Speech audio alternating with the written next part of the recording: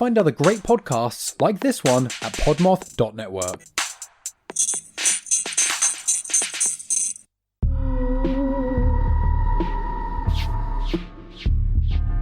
Do you love unraveling a good old-fashioned whodunit? Oh honey, me too. I'm Alicia, armchair detective and host of Dead On, a true crime podcast. Join me every Friday. We'll dive into a case that scratches your itch for true crime, dark history, and mystery. Streaming now, everywhere you love to listen.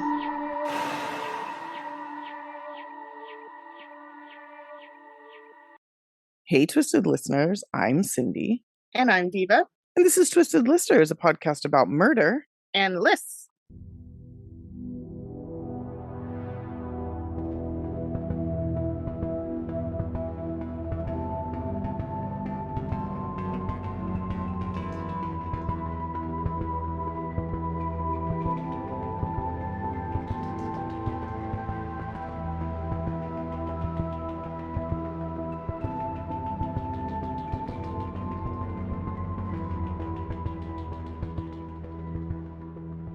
We're brought to you by the Podmoth Podcasting Network. They're amazing. Check out all their other podcasts. They're the best. Hmm? And this week, we are keeping the train rolling on the Hell-O-Ween shit. Mm-hmm. And we are doing murders that occurred on Halloween. Halloween Day murders. Yes. Which I have to tell you right now, my story is not. Oh. Yeah. But you I cheated. didn't. Well, you did the list, ma'am. Oh. And I started reading about it and I was like, holy shit, this isn't on Halloween. But it happened at while on the way to a Halloween party. So I'm gonna let it slide. Okay. Because I really wanted to cover it. So that's why it came up in the search. Okay. Because it wasn't Halloween night, it was Halloween party night. So I have to apologize for breaking my own rules, but I promise the story is worth it. I mean, and Halloween party murders could be its own list, really, too. And my story today has a party associated with it. I mean, So Halloween parties can be dangerous. Be careful, guys. We had a very safe, tiny little gathering. Cindy came over and ate a bunch of food I made. Yes, I did. So that was cool. I enjoyed it. My house is very spooky right now. I'm enjoying it. It is very spooky. I'm not accepting the impending threat of November. I'm not not excited about it. Yeah, it's creeping up. It is. I don't like it. Getting closer every day. But that's okay because before November comes the actual day of Halloween. So at least you get that payout before you have to, Yeah, and then also Dia de los Muertos, which which is celebrate very heartily. Yes, which is right after. So or is it days? Is it before this year or after? Because I know Halloween's on a Monday, so is it going to be that week? It's usually like the first. It's usually the 2 days afterwards. Usually. Yeah. Okay. I think. And then I think all the events and stuff will be the following weekend. Then hopefully. Yeah. So because I love going to that shit. Anyway, so these are murders that occurred mostly on Halloween, and we are doing a patron episode tomorrow. Guys, I suck. I haven't sent the stickers out yet. I'll do that today. Even though it's Sunday, I'll get them lined up to go out today. What else? We're also gonna do a casual crime conversation for the Patreons, patrons, because there's been a lot of true crime news between Adnan Syed and then the fucking Stockton serial killer, which I'm just now catching up about. Yeah, and I've already found his address, his phone number, his family's Facebook. So I've been a complete fucking creep about it. We're not gonna serial killer. I was stalking, yeah, I was, which is oddly fitting.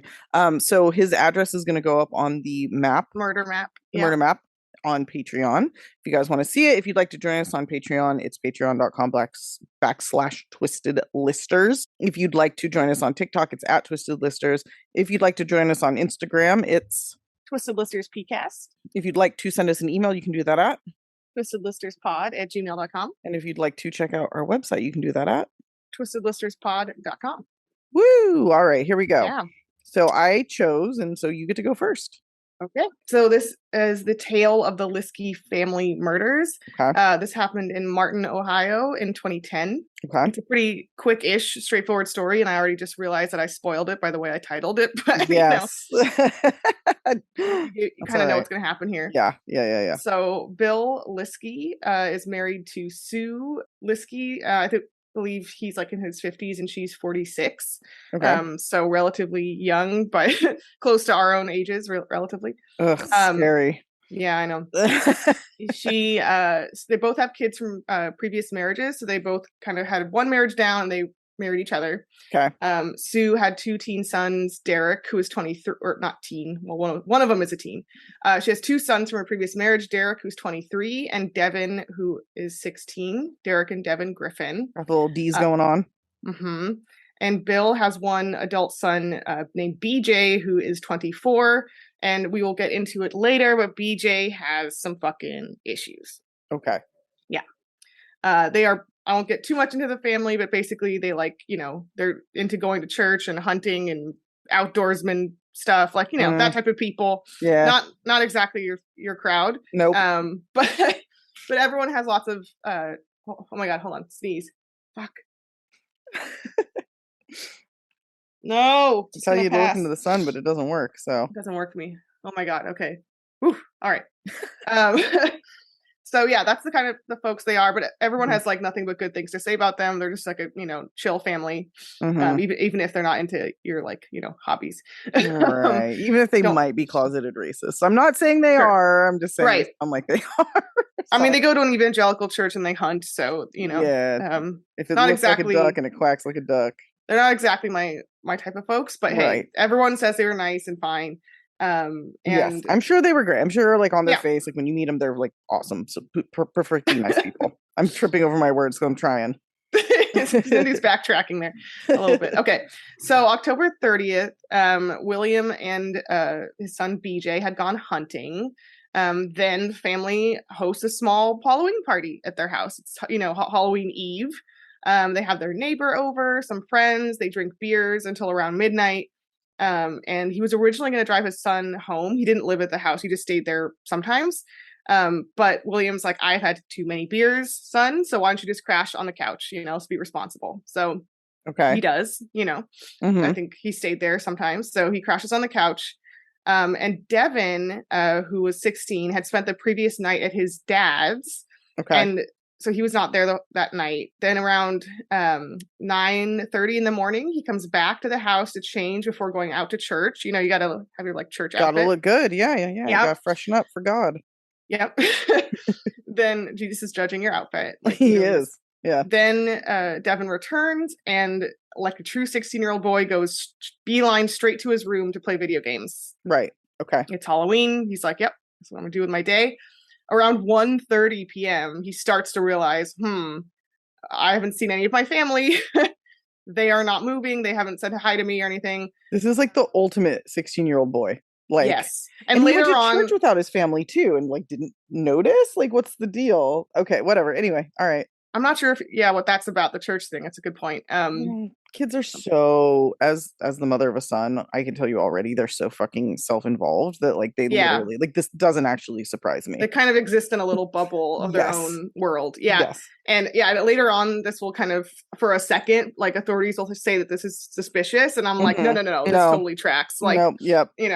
Come on. Just lose, even my adult husband could just lose track of time playing Zelda and just like, all time and space can just pass and collapse. Yeah. Like, he's just, it's tomorrow. Oh shit. Yeah. Like, mm-hmm. Exactly. Like he forgot to eat dinner a couple times because he was like, I was just so involved in the game. And I'm like, what the fuck is wrong with you? Yeah. Like, so a 16-year-old, it's not at all unbelievable that's totally plausible. What went down. Yeah, for sure. Yeah.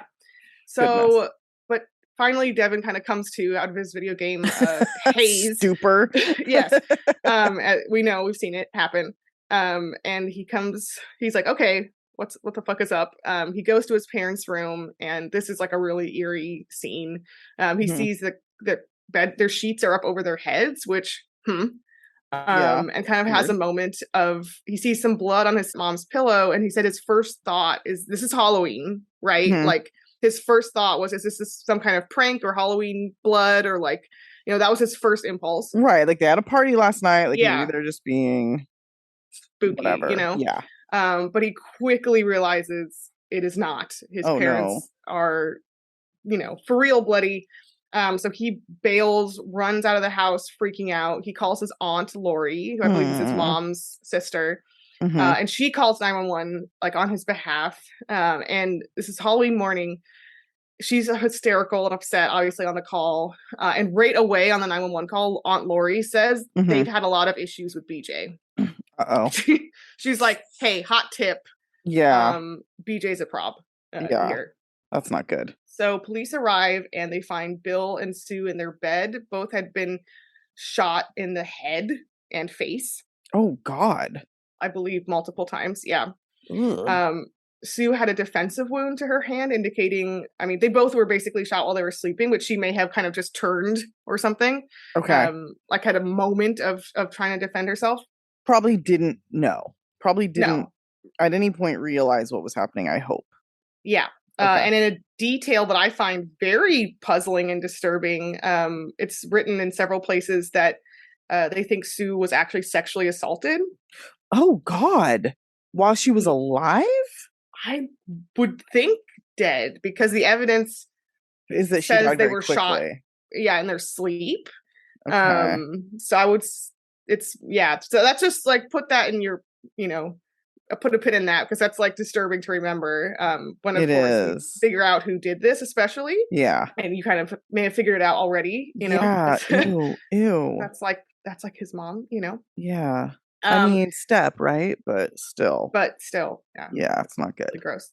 So upstairs, they also find Derek with a blunt force trauma wounds to his head. They think he had been beaten in the head first, so that he couldn't then defend or come to the rescue of the parents. Yeah.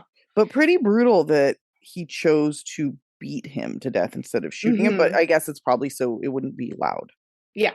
So this was very planned in a way. It was planned, yes, for sure. There was some thought and God damn, to dude. this.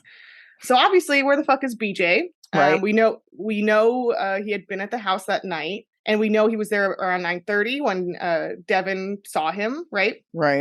And said, "Oh, hey, I'm going to church. Bye." We know he was there, but he's gone, and also William's car is gone. The truck, I think, was a truck. Okay.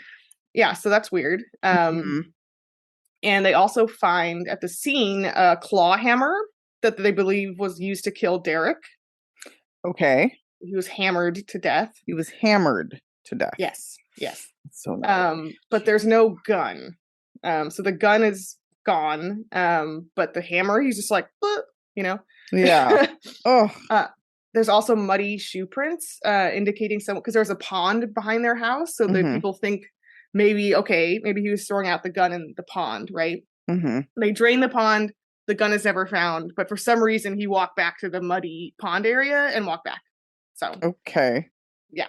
Maybe he was like thinking about doing that and then didn't do it. Okay. Yeah. Maybe. So gunshots were reported later to be heard that morning around 6 a.m. by a neighbor. Oh, wow. So, like real early morning, not at all like middle of the night.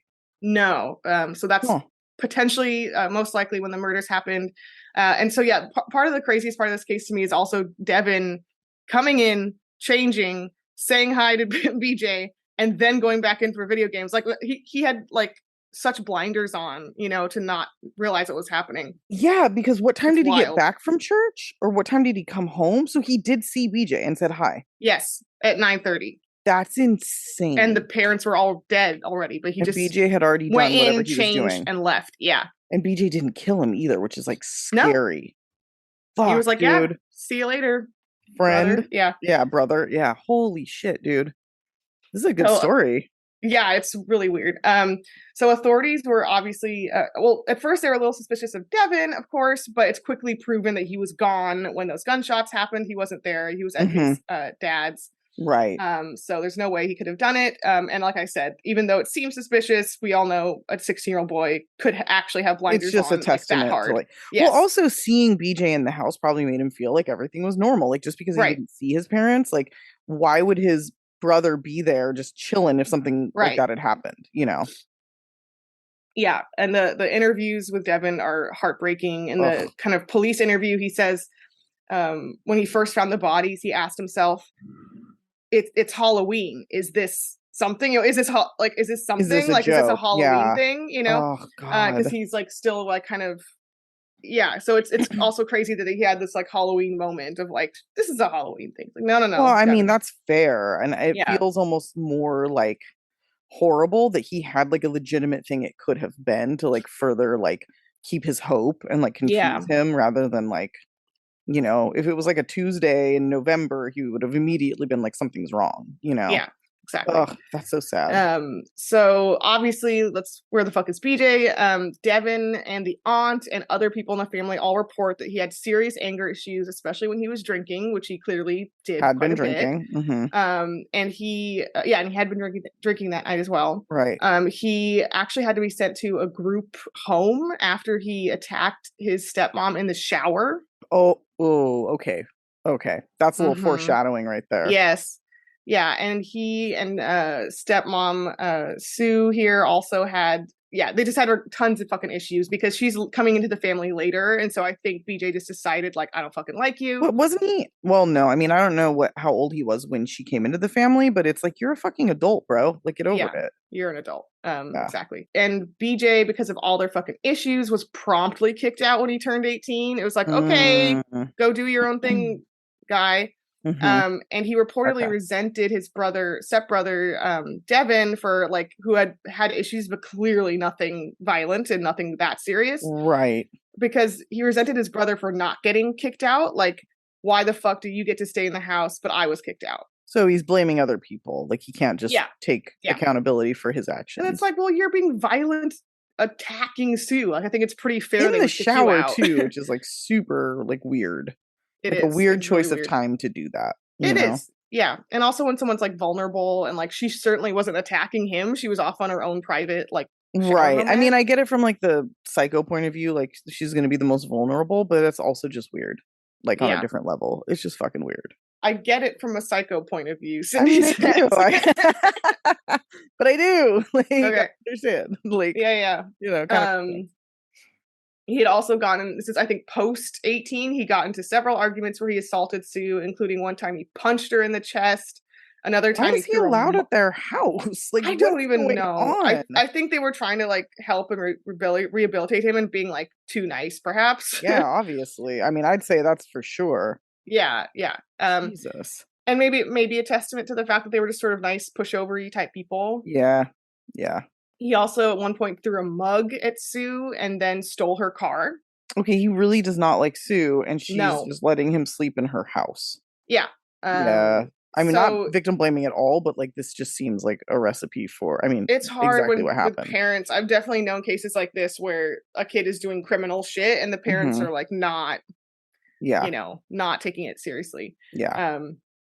So for the mug and car stealing incident, he actually got assault charges.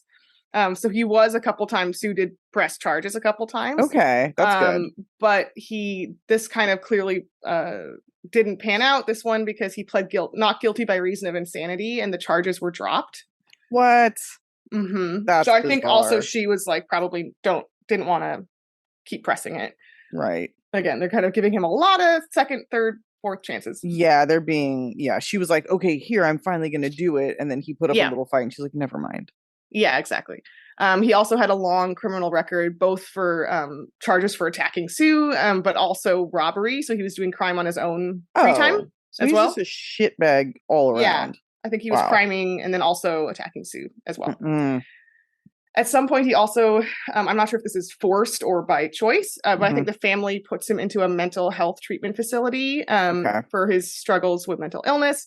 He is diagnosed with schizoaffective personality disorder, bipolar type. Oh, wow. Which I guess is a medley of a bit of schizophrenia and bipolar. Yeah. That's no good. Both. Yeah. So he is eventually not that long afterwards, obviously, hit with a bunch. He's found and identified. I didn't get that detail. It sucks. Anyway, he is procured quickly and he is arrested and hit with a bunch of charges for aggravated murder. Yeah. I'd say. I think robbery too for taking the car. Did you get necrophilia on there or like what? I don't know. Yeah, I don't know if that was a charge. That's so gross. So gross. That's his mom, kind of, basically. I mean, it's not like she came in later in life, but still, that's like a mom figure. Yes. You know? It's not good. It's not good. Anyway. Yeah. 2011. At first, he tries to fight it and pleads not guilty. And then he eventually gives up and pleads guilty to avoid getting the death penalty. Yeah, because I mean, he guess. doesn't have his. They can't drop the charges this time. Yes. Yeah. In 2011, he got life in prison. I mean, okay. So at sentencing, he said a weird little statement where he talks about how much he loved his dad, and I'm like, just the dad, huh? Yeah. Also, fuck everyone else. Shot him, so right. But it's also interesting because it's like fuck everyone else. Yeah. No, it is. He says he loved his dad, and he felt sick when he thought about what he had done. And so he expressed some kind of regret. He also said that he couldn't really explain why he did what he did, but it was basically because of his mental illness, which is spurred on by the devil. And then he said, quote, Satan is working to destroy my soul. Okay. So like, as the statement went on, I was kind of like, okay, you could absolutely see that he is potentially someone faking it, or like not faking it, but like using this to try to get off someday, or try to get like some kind of a reduced sentence. Or something. Because he's like, this is due to my mental illness is why this happened. Yeah. But then by the time his statement ended, I'm like, oh, I think he is schizophrenic. Yeah, like he really is having these issues. Yes. And he's talking about Satan trying to destroy him, and he has a sort of grandiose religious framework for his mental makes illness. Sense also with the family's like super religious kind of. Yeah. Yes. It's all that's really sad actually. Yeah, and so he never talks about the murders or what motivated him, but obviously we can figure it out based on the issues they had. And I just like, I don't know. I mean, there was a podcast I listened to about this case where they were kind of like, yeah, good, send him to prison for life, and like that's, fuck him, and I'm like, yeah, he's an asshole for sure, but it's hard to say where the asshole ends and schizoaffective begins. And like, I do think as a culture, as a country, we should challenge ourselves to like, I don't know, consider like actually giving people insanity sentences. Yeah. I mean, you can be an asshole, but also be like mentally ill. And like being an asshole doesn't mean you're going to kill your entire family, but being mentally ill could potentially contribute to that. Yeah, so I just sort of like don't like the tone of like people who are like thirsty for life sentences with someone who's very clearly mentally ill. It's like, maybe he can go to a treatment center instead, or like. And even if he's in a hospital for the rest of his life, it's a better fit for him than being in prison, obviously. Yeah. But we don't care about that here because we're sick. So yeah, so I was just sort of like, this is probably a thing where if he was in Canada, they would have given him like not criminally responsible, as they call it. Yeah. Like mental hospital, and that would or a lower sentence. Yeah. So we don't consider that though, because America was thirsty for those punishments. So one just random twist I wanted to mention is that pretty shortly afterwards, an aunt in the family, Aunt Susie, died in a random explosion in her garage. So there was like cooking meth. Oh yeah, it's a good point. Maybe, I don't know. I mean, random explosions in garages just immediately make me think meth is involved, but I don't. That might be. I don't know. I don't know what Susie was doing. Woman. Yeah, I don't know what the Aunt Susie was up to, but anyway, another family member dies in a really freak accident, and so they have to stop. And there's a minute where they're like, "Is a serial killer like murdering this whole family?" Like they have to like what the fuck figure that out. But no, it was an accident.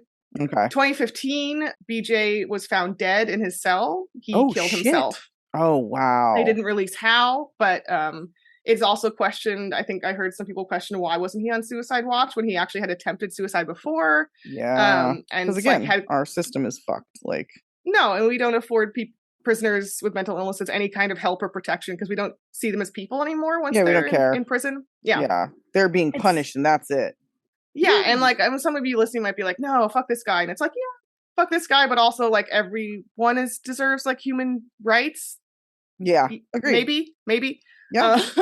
So anyway, so he killed himself. It's all kind of sad.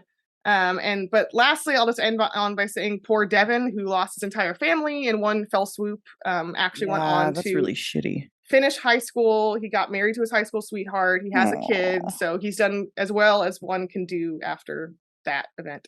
Well, good for him. That's great. I hope he's okay. Yeah. It's great he's kind of made his a family again, Yeah. So that's the Liske family Hell-O-Ween massacre. Jesus, that's fucked up. Yeah. All right. Well, it's my turn. I'm going to do one that is really enraging. My one next episode is going to kind of bring us back into a little redemption. The cases aren't related. I'm just starting with one that makes actually me the angry. one I'm glad you're doing this in this episode, because the one I'm considering picking next is also enraging. So oh, great. Okay, so a couple enraging stories. That's great. Cool. Okay, so this is the senseless murder, and again, I'm just kind of burying the lead here. The senseless murder of Yoshihiro Hattori. Okay. So Yoshihiro Hattori, who went by Yoshi, which is funny because we just got a lizard that we named Yoshi because Nintendo. Yeah, it's a great reptilian name. Yeah. When you have a 7-year-old what is Yoshi? son. Is Yoshi a? He's a crested gecko. No. I meant Yoshi in Mario. What is he supposed to be? Oh, I don't fucking know. He's like a dinosaur. What is Yoshi? He's a dinosaur, I think. Oh yeah, he is a fictional dinosaur. He is a dinosaur. Okay. Yes. Yeah. It makes sense. You can ride him, so it'd have to be, something. Oh, he's got the little like scaly things. Yeah. Okay. Yeah. Got it. He's a dinosaur. Anyway, so this Yoshi is a boy. He is a super, super cool, smart, really athletic, super happy, just life-loving kid, born and raised in Nagoya, Japan. Mm-hmm. Like many kids his age, many people in Japan, especially around this time, this happens in 1992. So leading up to like the 90s and all the way through the early 2000s, I'd say there was like a huge interest in the United States by like kids in Japan. Like the youth of Japan grew up like obsessed with US culture, which is so misguided, but I know. Don't. Like what? Why? Like your own culture is awesome. No, so this is a case. This is a case in a lot of, I think, cultures and countries. So yeah. I think the reality falls short of what people kind of think it is. But in any case, so he like loved US culture. He wanted to come visit. So while he was in high school, he submitted an essay in hopes of joining the American Field Service, which is a program that brings students to America for an entire year of study. So kind of cool. Nice. In his essay, Yoshi said, quote, "Wherever I go, I wish I could make the country a second home country. I can make Japanese cooking like tempura cutlet for host families and introduce the living way of Japanese." Oh, and I love tempura cutlet. That sounds delicious. It does sound delicious. And it's very like earnest and like, it's clear he wanted to come. He wanted to share his culture. He wanted to like experience American culture. He was accepted into the program. And in the summer of 1992, at 16 years old, he came to America. He lived with this really awesome family, the Haymakers. They lived in Baton Rouge. Dr. Holly Haymaker was, as you can guess, a successful physician. Her husband, Dick, was a theoretical physicist. Whoa, nice. Yes. So he thinks about physics. So he's like a very... I know two of those. I know two whole people whose title that is. Do I know them? Yeah. It's both of them? Yeah. I didn't know that was officially like what they are. Yeah, people like, who we know very close friends who studied theoretical physics. Yeah, didn't we? Yeah, like we party with them. So yes, they're cool people. All right, they are cool people. So very fucking smart, just like our friends. Hi, out with geniuses. I totally didn't even realize because our friends are also super fucking cool and down to earth. So yes, it's true. Anyway, I mean, I knew they were rocket scientists, but I didn't know that they were specifically rocket. I mean, my like grad school group of friends, we have like 6 physicists in it, but they're all different kinds. But yeah, right. Okay. So anyway, this guy could have hung out with us. Like he can come be our friend, I guess. Yeah. So he's a theoretical physicist. Their son Webb was also 16, like Yoshi, and he was really used to welcoming exchange students into their home because the family had brought them in quite a few times. However, Yoshi was going to be there for a year, and he was their first like long-term student. Luckily, the family was immediately enamored by Yoshi. Holly said, quote, "Yoshi was very ebullient, a total extrovert. Aww. The kids at McKinley High School loved him because he was such a free spirit." Dick, her husband, said, quote, he was a really, really extraordinary guy. He was life. He moved through space like a dancer.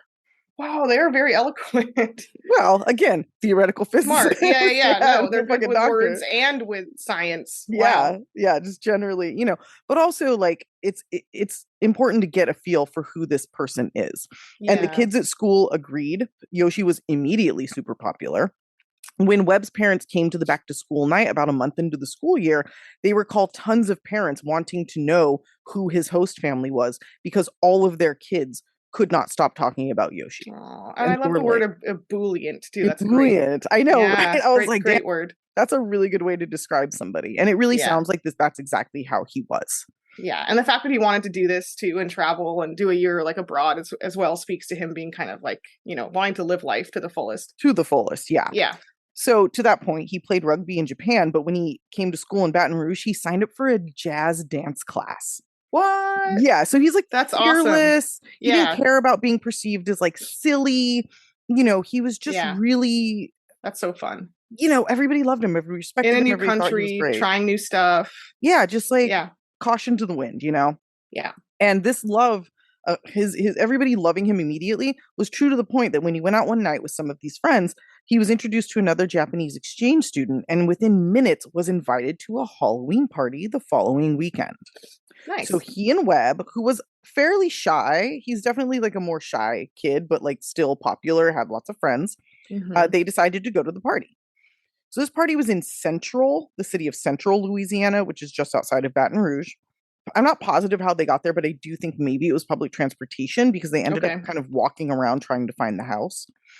And I have to, like I said, this is not on Halloween. This is actually October 17th, but it is at a Halloween or going to a Halloween party. So the house they were looking for was 10311, but they were getting turned around. It was dark. It's nighttime. Webb later said this was an area he wasn't super familiar with. And obviously Yoshi wasn't going to be helpful. He wasn't familiar with anywhere because he'd only been here for 2.5 months at this point. Okay. Yeah. He has no idea what's going on. No, he came in like July or August and then it's mid-October, right? So he hasn't been there that long. So they come upon a house with a ton of Halloween decor. It was on the street they're looking for. So they're like, oh, we think this is it. And they knock on the door. Yoshi was dressed like John Travolta from Saturday Night Fever because obviously, of course he was. Yeah. Yeah. And Webb was dressed like a car accident patient. He was using a neck brace. He had actually broken his neck like a week after Yoshi arrived. He dove into a pool and hit his neck. Oh, God. But had already healed by this point. That's funny. But he had all the stuff from it. Yeah, so he had the stuff. So he has this neck brace and then he puts on bloody bandages. That's fun.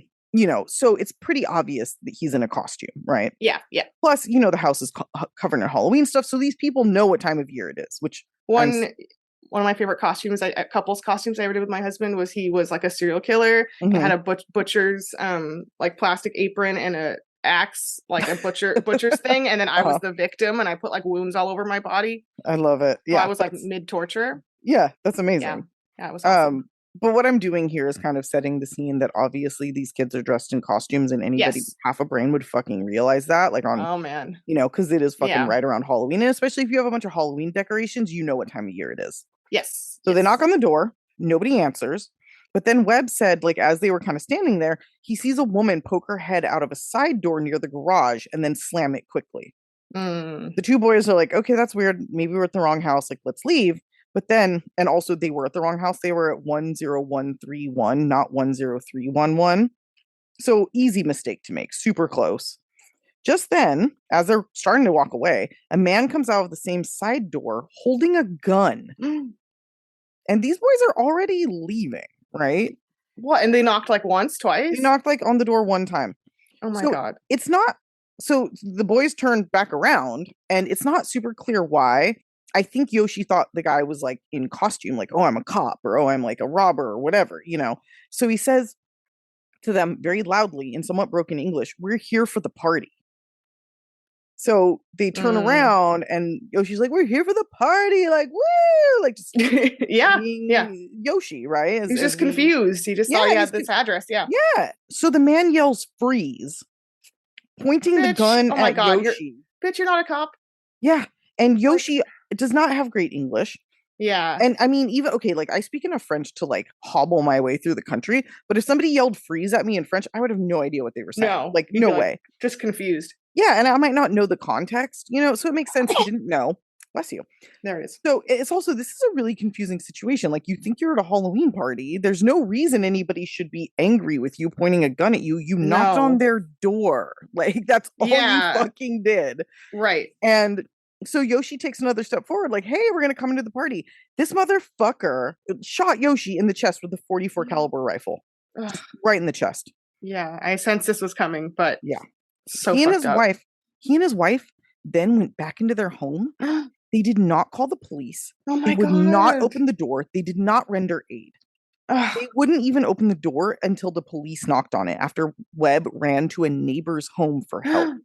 As What Yoshi lay on the assholes. ground dying. Yeah. And I'm sorry, like, I'm sure you'll get into this, but like, if you're really so scared by the threat of this person, why didn't they call 911 first? Or just go back inside and close the door?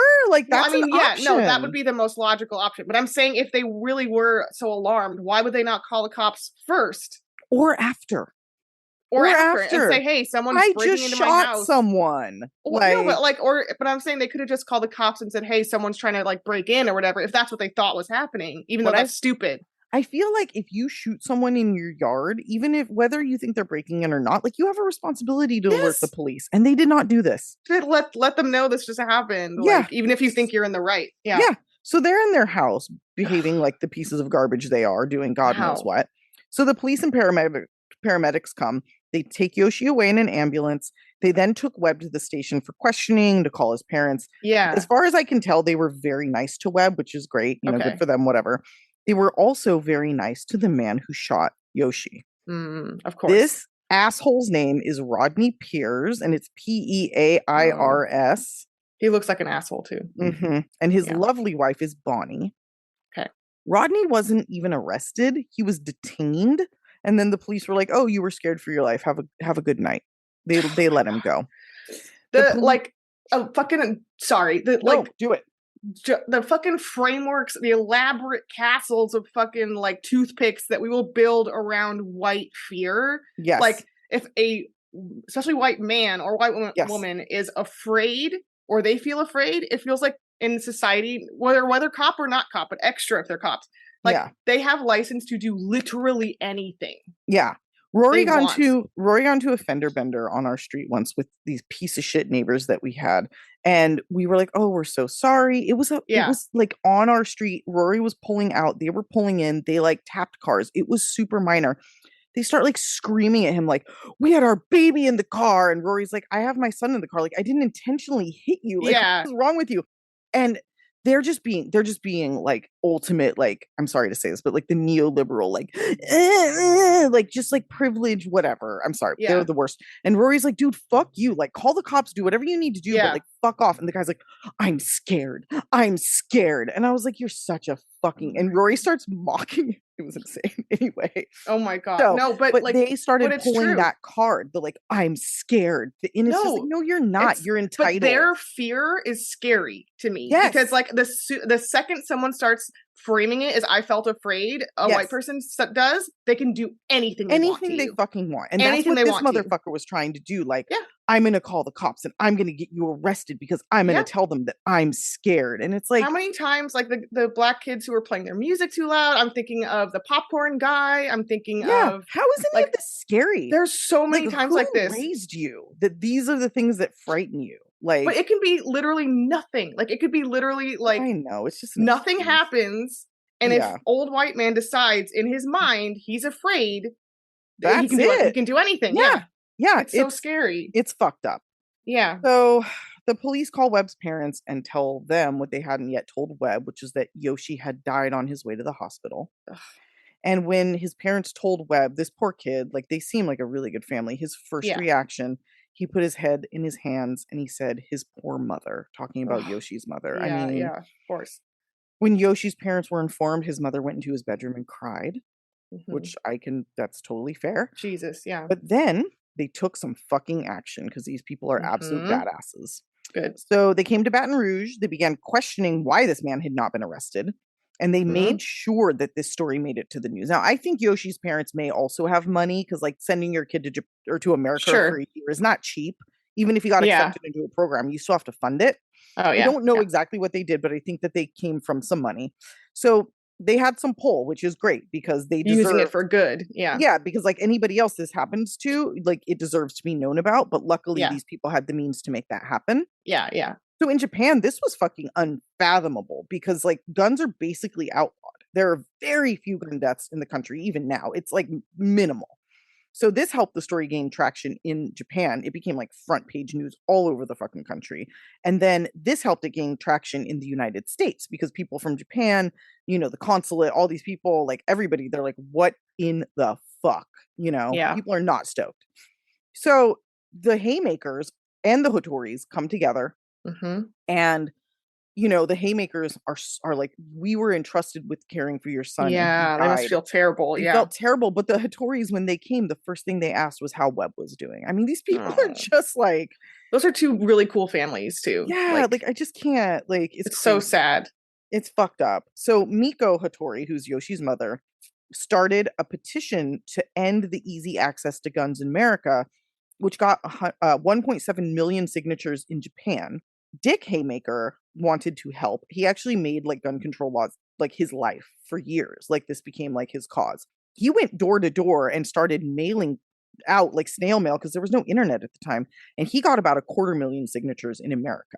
Wow. So pretty fucking good. Yeah. So these people are making some noise. These families are getting out there and bringing attention to this case. And this actually catches the attention of the governor of Louisiana at the time, as well as the Japanese consulate, like I said, who basically demand that local police arrest and charge Rodney for the murder. Eventually, he was arrested and he was charged with manslaughter. The trial began in May 1993, and it was a media circus. It only lasted 1 week, but it was crazy, and Webb did have to testify. Rodney's piece of shit lawyer painted Yoshi as a loud, scary, and dangerous foreigner because, of course, he fucking did. Oh, yeah, of course. This is already racist. The whole thing is. The whole of course, they're just like, now they're just saying it. Yeah. And remember, this is 1992, so just 50 years prior to that was the Japanese internment camps on American soil. Well, and we still obviously have anti-Asian racism like all the time. Right now. It's fucking insane. It's fucked up. But, like Rodney's parents were fucking probably teenagers at the time that Japanese people were being put in fucking camps. We put people in camps in America. Yeah. What the fuck? We still do in a way. Do. Yeah, no, I don't know what I'm talking about. We did. No, anyway. We love a concentration camp here in America. We love a good concentration camp. Jesus we Christ. Just call it other stuff. Detainment center under Joe Biden. They're just they're fucking little detainment centers. Yeah. Anyway, so this gets even better. While on the stand, wife Bonnie said she was terrified for her life and called on her husband to get his gun. Because call the cops. Yeah, call the cops. 2 teens clearly dressed up for Halloween were knocking on her door, and that is terrifying. You know what you can do? Not answer it. Don't answer your door. Keep it locked. Call the cops. People like who are experiencing homelessness have knocked on my door a couple times because I'm in a kind of public-facing street area. Yeah. And you know what I did? Ignored them? Ignored it. Yeah. And I was like, okay. And they went away. Yeah, that's it. I mean, if it gets bad, just call the cops, which I don't really like calling I still the cops, didn't want to, so that's why I just hung out. Yeah. Exactly. So while on the stand, Bonnie was asked to describe Yoshi. And this dickhead said, quote, I guess he appeared Oriental. He could have been Mexican or whatever. Oh, okay. Yeah. Way to be like just a whole bouquet of racist. Bomb of racism, right? Like, sure, he was some kind of non-white. He was brown. He didn't look like me, so I was scared. And then Rodney comes up. Rodney is 6'2", okay? And I realize Yoshi was like a rugby player. He was athletic, but like he's 16 and this is a 30-something-year-old. And they also never said anything, exchanged words. If you're so afraid, why doesn't Rodney go, hey, get the fuck off my porch. Get the fuck out of here. I'm going to shoot you. Something, hey, right? We're afraid of you. Go away. Go away. Yeah. You just freeze, shoot. That's it. That's it. So this guy would be a great cop. He's like already got the routine down. He really does. Yeah. Yeah. So this trial was obviously, as you can tell, rife with horrible racism and fear mongering to explain away a flat out murder. Yeah. And when all these people had to do was go back inside and close and lock their door. So anyway, instead Rodney decided to murder a child and the jury found him not guilty. After 3 hours of deliberation, they couldn't even get him for manslaughter. I knew this was coming. But I'm still mad. And also manslaughter, like he did shoot him. Mm-hmm. Like, even if you think he's in the right to have shot him and he was scared, he still should be guilty of manslaughter because he killed him. Because he did. He fucking killed him. But they're like, oh, it's self-defense. And you know that this shit was the precursor for stand your ground laws and all that other They weren't fucking armed. I know. It's insane. Like, they had... It's insane. Well, you guys know stand your ground means that you're allowed to kill somebody when you have the option of running away. And you won't go to jail, which is insane. So fucking stupid. Fucking insane. Yeah. Anyway. It's terrifying, man. Yeah. It's stay out of Florida. Anyway. So, or apparently Louisiana. So he cried, he apologized, Rodney did. He said, if I knew then what I know now, like you guys would still have a son. I'm so sorry for what I did. But when the Hattori sued him and he lost, this piece of shit appealed the ruling over and over. So he's clearly very sorry because he won't even fucking pay the money that he gets ordered to pay. He went all the way to the Louisiana Supreme Court and they were like, we won't even fucking hear this case because every lower court was like, nope, you're wrong. You're paying, fuck off. During the civil trial, the judge said and did what the other judge did not do. He straight up said Yoshi was a good kid, not at all dangerous, and if he had been white instead of Japanese, he would have been seen as an all-American kid, and this would have ended up very fucking differently. Yeah. Oh yeah. If he had been a white, if they had shot Webb, yes. instead, this would have been. But they wouldn't have shot Webb because Webb was white. So there it is, laid out. Yep. He also said there was zero justification for the shooting and ordered Rodney and his piece of shit racist wife to pay the Hattoris $650,000. And of course, that's something, I guess. But... Yeah, except they never paid it. Their insurance paid out $100,000. I hope the premiums on their insurance alone ruined them financially because they didn't pay them a penny above that. It doesn't matter because the Hattoris are amazing, and they said they straight up said we feel bad for Rodney because he is a victim of the American social system. Wow, they're smart. He owns guns. The fact that he thinks this is what he needed to do makes him a victim as much as everybody else. Wow, talk about taking the high road, and that just shows what kind of smart fucking people that Yoshi came from too. Yes. Because to have that big macro picture, like we were just talking about, the fact that this is a thing at all, they feel bad for America, basically. They do. And they were like, whether he's found guilty or innocent has nothing to do with our cause. And I was like, wow, that's fucking amazing. Yeah. So they took the hunt. So we'll get there in a minute. But, they continued to fight for gun reform. And thanks to the Haymakers having a friend who used to be Bill Clinton's roommate, just because, of course, they did, the two families ended up meeting with Bill Clinton to discuss the importance of gun reform. At this time, there was no federal waiting period or background checks for gun purchases. So President Clinton spoke to the Haymakers and the Hattoris in the Oval Office.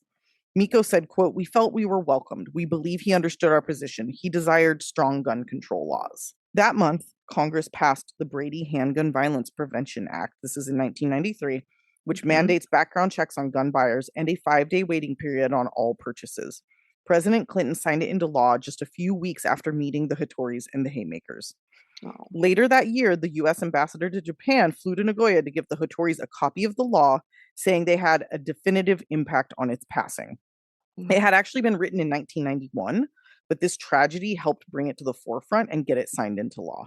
That's awesome. Now, as for the money the Hattoris were paid by these motherfuckers, they used it in a really unique way that is completely aligned with what we know about them. Yeah. They started a fund to bring American teens to Japan to study and to also learn about Japanese culture. That's so cute. Isn't that amazing? So their hope was that American kids, who obviously are the future of America, would see there are other ways to live that don't always have to be afraid, and that gun culture is uniquely American and not at all necessary.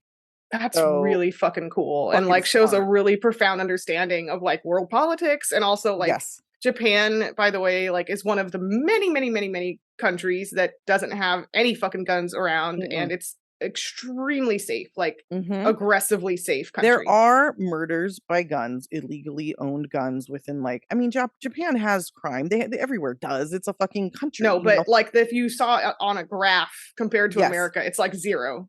They have one gun for every 500,000 people. Not quite that much, but one gun for every 2,000 people. We have almost one gun per person. They're obviously not every person owns a gun, but some people own so many. Yes, also, Rodney and his wife continued to own and have guns after this. Of course, trial. Yeah, but guns don't they make us unsafe. So yeah.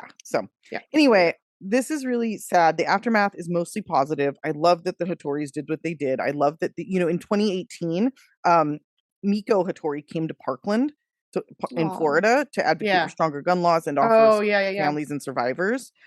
She also organized a March for Our Lives in Japan, which had a huge turnout so that Americans would know they had love and support coming from around the world. So these people, they're in their 70s fantastic now, and they are just fucking incredible. They're incredible. It's awesome that they kept dedicating themselves to that cause too. Yeah. It's really cool. So one really fucking sad thing, and I'm going to end on this because I think it's important that we end in reality. Webb, earlier this year at like 47 years old, took his own life. Oh, he had struggled for a really long time, and I'm positive that witnessing this murder Oh, was sure. a Yeah. huge part of his struggle. How could it not be? Yeah. And so I just want this murderer to know that he has the blood of 2 innocent people on his hands, in my opinion. And yeah, pretty fucking sad. But Webb's really parents are fucked both up. still alive. They're both, doing their gun control thing. They're both, active still. Yeah. But very, very fucking sad ending to this fucked up ass story. So there it is. That's sad. But it's cool that his family is so fucking cool and they realize, how fucked up American culture is. Yeah. Yep. So there it is, There we guys. go. Hope y'all enjoyed that. Anyway, so those are our first 2. We will be back in a few days with 2 more. Tomorrow, Sydney's going to the zoo. I'm going to the zoo right now, and I'm getting like people looking at me through the window, like, when are we leaving? So I gotta go. Okay. We're gonna start our Patreon tomorrow, and then our other episode will be out soon. So stay tuned, join us. We love you. Please like, rate, and review. We're getting more and more ratings on Spotify, and they're not just people that like hate us. So we're getting like, our ratings going back up. Because I know people that like. The easiest thing when you're mad at somebody's politics is to like try to fuck them up, like with bad and shit. So that's what happens. Anyway, so like, rate, review, tell your friends. We love you guys. Thanks as always, and until the next episode, stay off our list.